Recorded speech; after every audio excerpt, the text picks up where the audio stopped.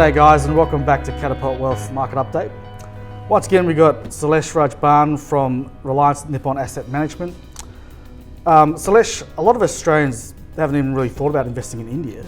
Can you talk about, with your ETF, what areas are Australians potentially going to benefit from if they invest in India?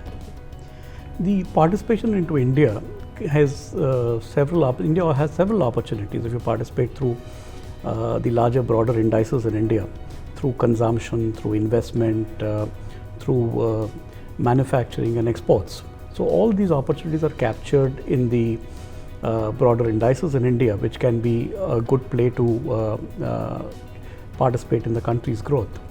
More importantly, I think these indices are possibly a simpler way to gain access to the Indian market, and that allows investors to actually, without a lot of hassle of choosing active managers or taking active bets, actually can participate in the growth for a long period of time.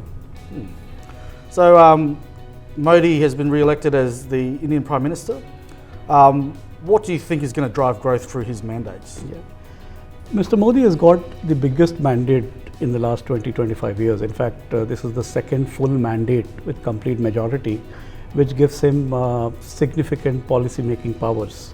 And we have seen, knowing Mr. Modi as a big reformist and who's taken second generation reforms in India in the last 2 or 3 years, which have enabled improvement in ease of doing business. We expect a lot of changes to happen to facilitate growth in India.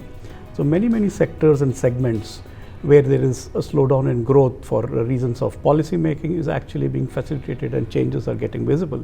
So the reforms are happening on infrastructure, reforms are happening on financial services, reforms are happening on financial foreign direct investment into India, and setting up of manufacturing facilities into India.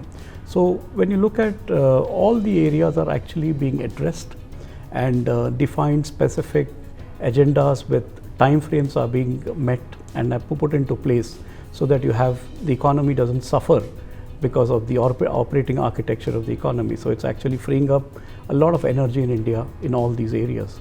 In fact, interest rates in India are pretty low. They have now eased off a bit. So it's a policy initiative by the government to keep interest rates low by keeping fiscal deficit and all these aspects also under check.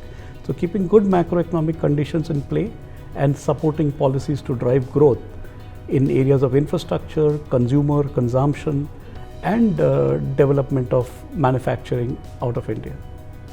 Sailesh, thank you very much for your time. I really hope you've enjoyed your time here in Australia.